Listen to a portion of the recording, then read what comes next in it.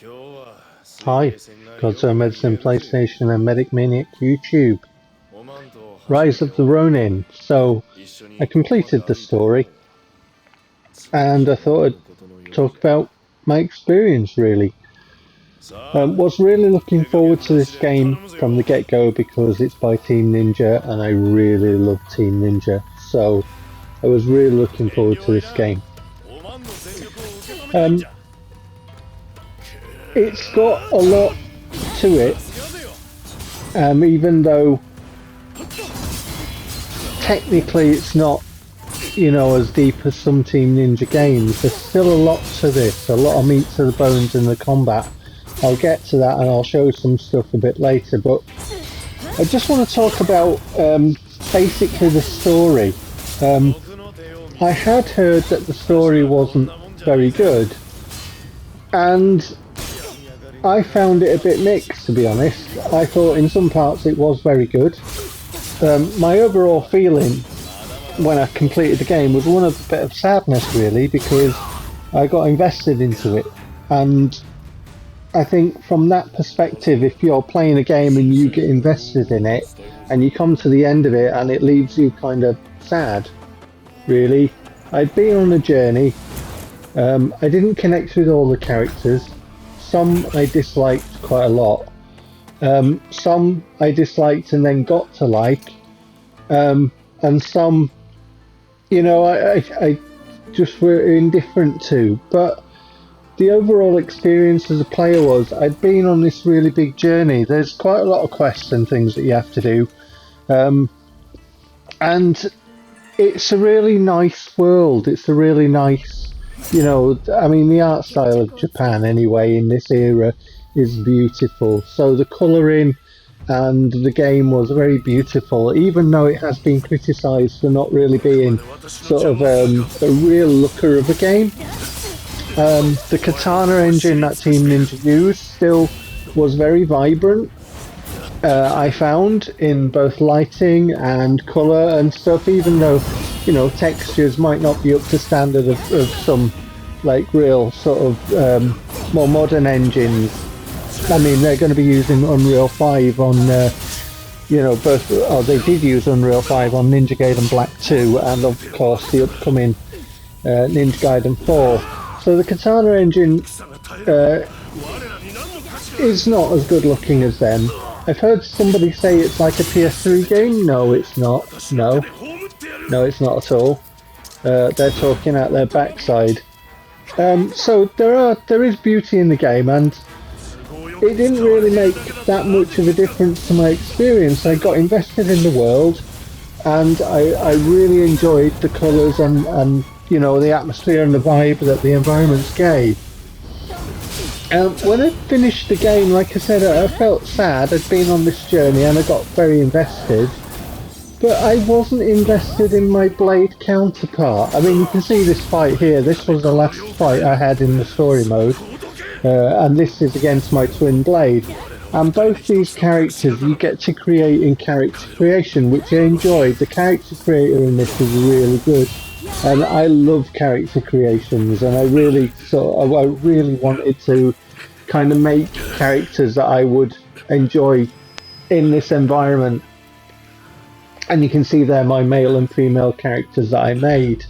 But I did not have a connection to my blade counterpart, because at the beginning of the game you do your training where it teaches you the basics of the combat with your blade master. And then you go on a mission, and then that goes all Pete-tong, and your blade counterpart goes away, and the next time you see them, they're trying to kill you. So, from that perspective, for me, I was not invested in my blade counterpart. So all the questioning that I could have used to ask about him, I just ignored because I didn't care. I really didn't care. There was not enough time for me to bond or for the game to give me any kind of investment into that. And you can see there, I chose very quickly the option to kill him because I did not care. you nicely in the game you do get the option through the Testament of Souls to go back and replay, to go back to different time periods in the game and to replay different missions and different things.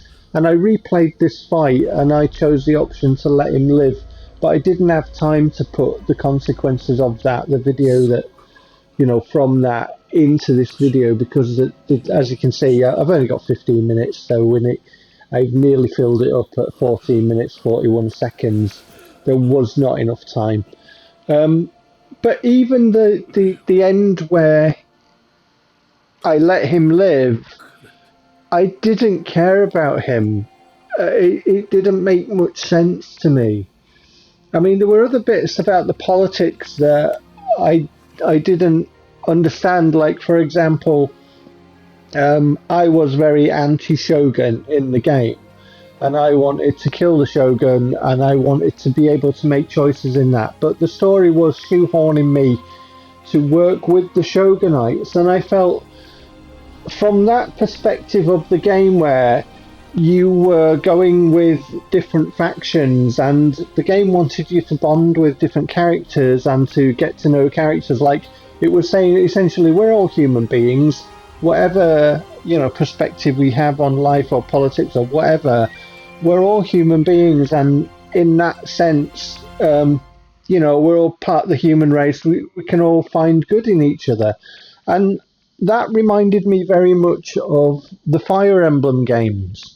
And I love the older Fire Emblem games. Path of Radiance and Radiant Dawn are superb. And what those did is you didn't have a character that played with both factions, but you started off like with one faction, and then you played as another faction, and the two kind of end up uniting against the common enemy. In that game, in the Tellius saga, Path of Radiance and Radiant Dawn. And it kind of reminded me of that in a way, although in this game you had one character and you went to different factions and you could, partner up, you can partner up with different allies. And that's another thing, as I just show you the unlockables that I got from completing the game, where you can further upgrade your character. And I showed the combat styles in a minute, so we'll have a look at the combat styles, because like I say, there's a lot of meat to the bones. And in the combat styles of different weapons, there are different stances to master. I haven't unlocked, I think there's one that I haven't unlocked or something, but I was doing some stuff in the dojo, and you can get rewards in the dojo when you're practicing, but I haven't tried all of the different weapon styles and stances. So in the post-game content, you also get midnight difficulty. So, and you can also get even better equipment, basically. So it gives you reasons to play with the midnight difficulty, and it gives you things to do post-game. But yeah, it just reminded me Fire Emblem and that, and the characters you can have as allies, you can further your bond with them in the dojo or by going on the missions that you can do in the Testament of Souls. So yeah, I enjoyed stuff like that. I'm not a master at the combat yet, because I have to take the time to really learn it. And there's a difference between when you play through a game and when you kind of invest time in it because you like it, and I like this one. So I'll be playing it for a bit. I had to go at one of the missions on Midnight Mode. One of the, sorry, not missions, but one of the areas on the map in Midnight Mode, to take down a fugitive and that. And I took down the fugitive, and I took down the other sort of counterparts with that. But there was one guy, and I was trying to do him damage, and I was doing him very, very little damage at all. And in the end, I gave up on him. And I thought, well, I've just got to get better equipment, So there's something to go at. There's some meat to chew on there. And obviously, like I say, with the different stances and the different techniques when you're fighting and stuff, because I haven't used them all. doing a little blade flash there, which is in the game and that, and obviously the parry back bullets and stuff. Some of my timing's off, and I've got to practice a bit more in the dojo, but the dojo is really, quite good. Some of the things I didn't like were the cameras at times, and the dojo is a really good example of that, because there's a couple of arenas and they kind of, because the AI is always attacking you, it kind of pushes you toward the walls and stuff, and there's sometimes I couldn't see very well, and also with some of the flash effects going off, I couldn't really see, and I needed to see to time the parries and stuff, so there was a couple of bits that were a bit frustrating in the combat. I found a couple of bits a bit frustrating in the game because of the onslaught of sometimes it'll pit you against quite a few characters, and you can see there the lock on. But sometimes the characters who you weren't locked onto were attacking you, and because you were locked onto a different one, you were getting caught out because you were prepared. You did not know who was about to attack you sometimes, and because it locked on, you could not focus on the other enemies and that.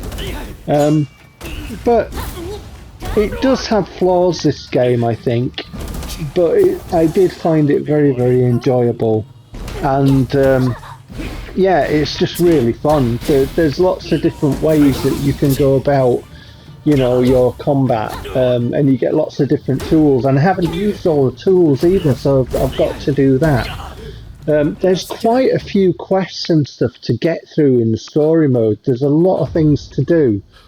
Even though I wasn't particularly invested in some of them, like I say, because I was very anti-Shogun, and I didn't care for doing the pro-Shogun stuff when the game shoehorned me in that way. Ryo, you start off with Ryo, and I didn't trust him. I showed his fight earlier on when he leaves and he goes to America, but I didn't trust him early on because I didn't know what to make of this game, because you start off as a Veiled Edge member, and then your village gets burned down, and you have to go off, and it's like, well, who are these people? Are you using me and stuff like that? So as a player, I found it very difficult to trust characters from the get-go. Ryo's okay, but I didn't agree with his ideologies, so yeah, it was a case of, the story was set for you, and it wasn't like I could make the choices that I thought I could make at the beginning of the game. Anyway, I shoved a couple of photographs in there. There's a bit of dojo footage and whatnot coming to the end of it. But yeah, Rise of the Ronin, really enjoyed it. See you later.